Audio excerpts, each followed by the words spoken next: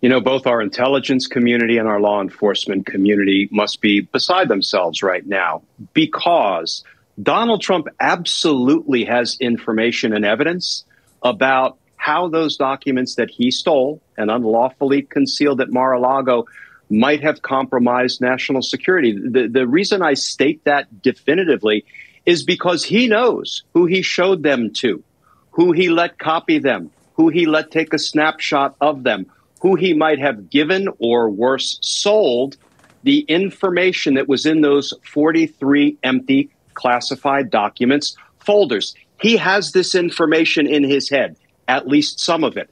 And from outward appearances, Joy, our federal government has done nothing to extract it from him. Just imagine if other living presidents, right? President Bush, President Clinton, President Carter, President Obama had information up here that could help protect our national security, that could help mitigate a national security threat. You think they would just kind of sit back and keep it to themselves? They couldn't sprint to the executive branch quickly enough to share it, to provide it, to mitigate the threat. This executive branch, this Department of Justice, has not, at least as far as we know, demanded Donald Trump sit down for an interview and debrief to provide the information he has up here about what he did with those documents that could help protect our nation. This Department of Justice hasn't subpoenaed him and compelled him to appear before the grand jury to divulge what he knows about how he compromised our national security. I know that brings with it problems like, would you have to grant him immunity? Doesn't that make the prospect of a successful prosecution more difficult? Yes, but one thing at a time. We've got to take the first step on the road to trying to protect our nation. And then the third thing that they could be doing, and they're not, they could be arresting Donald Trump because they have probable cause plus. Arrest him, Mirandize him, notwithstanding the Supreme Court's recent opinion, Miranda's still a thing, and then interrogate him if he waives his Miranda rights and extract from him information that can protect our national security. As best we can tell, the Department of Justice is doing none of that.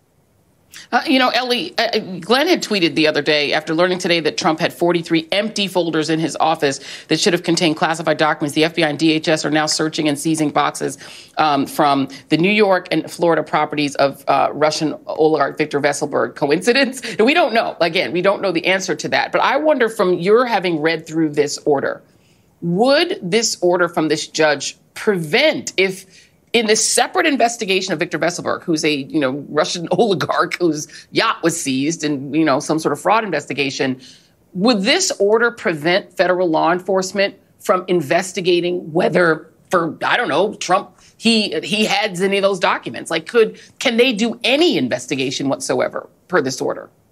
It's not so much that I think the order would prevent that, although there's a credible argument that it does. It's that Viktor Vesselberg's attorneys are going to say that the order prevents that, right? Like, you have to remember that the other side is trying to win too, right? The bad guys are trying to win too. And what Trump Judge Cannon has done is given the bad guys more ammunition to try to shield their clients from accountability, criminal liability, and responsibility, from telling the truth, right? So that's what you always have to remember. There's always two sides to the argument, and the bad people hire lawyers too. And so that's what they're going to say. Thanks a lot, Trump Judge. Another investigation that you've probably just ruined with your idiotic order. But like the bigger context here, and it really does go to what Glenn is saying, that Trump stole these documents, clear as we can tell, sometime in January or December of 2020, right? That was a long time ago.